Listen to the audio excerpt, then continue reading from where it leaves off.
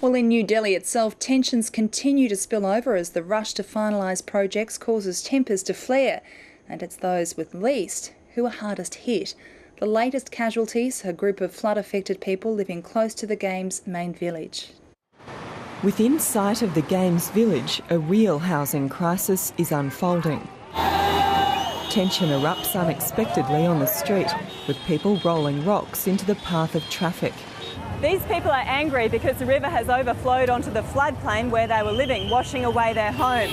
They're protesting, blocking the road and demanding the government do something about their conditions. Some among them believe it's a conspiracy to get rid of them for the Commonwealth Games. The floods were caused by the incessant monsoon, but authorities also sent more water downstream by opening floodgates. You lavishly spend millions on these games while chasing away your own people. That's not fair. This is where they're living now. Livelihoods submerged, all but a few animals drowned. We do not even have money to buy food or drive our rickshaw. This is what they've been given to eat. The only clean water is trucked in. Women are sick, children everywhere. Officially, there are 1,200 people here, but the people themselves say it's more like 4,000. There's little sympathy from the Commonwealth Games Committee. That's not the official colonies where people have had built. And in those areas, they've had problems. And because if you go and build in the riverbed, you're going to ask for trouble. Trouble not likely to be fixed anytime soon. Jane Cowan, ABC News, New Delhi.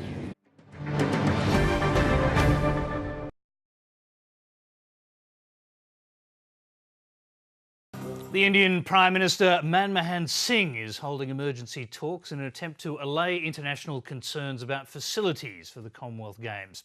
While some countries concede progress is being made, they're still to be convinced that it's sufficient to warrant sending their teams, and the Commonwealth Games Federation has defended its role in the construction process. Jane Cowan reports from New Delhi. After days of criticism, the Indian government has bowed to international pressure. The Prime Minister Manmohan Singh calling an emergency meeting with senior ministers. Well, it's obviously the whole situation has been very serious, and it came to a head on the 20th when Mr Fennell issued a press release and indeed wrote to the Cabinet Secretary to elevate it to governmental level. The pressure's been building all day, with New Zealand joining Scotland and Canada in delaying the arrival of its athletes. Things are looking just a little bit more positive. It's not to say that they're out of the woods. There's a lot of issues to be dealt with, but I think they are making every effort they can to make sure that New Zealand participates in the Games. 2 Canadian archers have pulled out altogether. It's sad to see them go and not be able to compete with us. I mean, it'll definitely put a dent in our team round. Pretty upsetting that India hasn't got their act together in time, and I don't want to be a part of living in that kind of atmosphere. The Australian government is increasingly worried, adding warnings about poor construction to its existing travel advice. And while security in India is ultimately a matter for the Indian government, we have also boosted the number of officials we have in New Delhi, and we have others on standby. But having people on the ground is no guarantee of success. Do you take any responsibility for the mess that this has become, because you have been on the ground here for several years overseeing these very preparations? Sure, not at all. And the reason I say not at all is because, quite simply, the CGF contracts the Government of India, the Delhi government, the Organising Committee. We don't have the resources to deliver a Games. We have 5 staff total. We have pushed and cajoled and worked hard to get people to get things done here. You've seen the issues we've had been confronted with the venues on a long period, and certainly in relation to the village in May of this year, the Coordination Commission made it very clear the concerns about the delivery of the village and all the services. The alarm bell has been sounded on an ongoing basis, with due respect, both in relation to without all the venues. Effect, though. I beg your pardon? Without effect. Well, you can lead a horse to water, you can't make it drink, I think is the saying. A local newspaper survey has found 97% of Indians believe officials have tarnished the country's image with their handling of the Games. Most respondents believe India never should have bid for the event in the first place and think the situation is now impossible to salvage. The Commonwealth Games Federation President Mike Fennell is still waiting to hear whether he'll be granted a meeting with the Prime Minister. For the moment, he'll have to settle for the nation's top public servant, the Cabinet Secretary. With just 10 days to go, time is running out to convince the many doubtful nations that it's worth turning up for the competition. Jane Cowan, Lateline. There are just 17 days to go until the Commonwealth Games, and the Indian capital is in a frantic rush to be ready for its opening night. After months of construction delays, officials say they're determined to meet the one deadline that simply can't be moved. From New Delhi, Jane Cowan reports. If Delhi does things at the last minute, this is it. The Games City is a hive of activity, from the ground up and in every nook. The good news is the Games Village is almost ready. The bad news is it now has unexpected water views, with floodwaters overflowing from the Yamuna River. Nothing is left as far as the conduct of the competition is concerned. We are fully prepared. Now we are waiting for the athletes to come. At the Jawaharlal Nehru Stadium, rehearsals for the opening ceremony are underway. Security's in place. Seats are waiting to be filled. And the track is ready, if a little damp.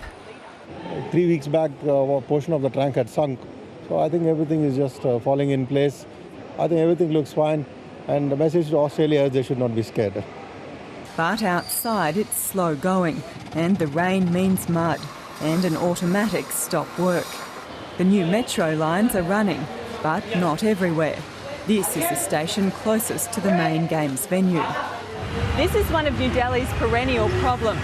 All the traffic makes getting anywhere a strategic exercise, and all the construction and the rain isn't helping.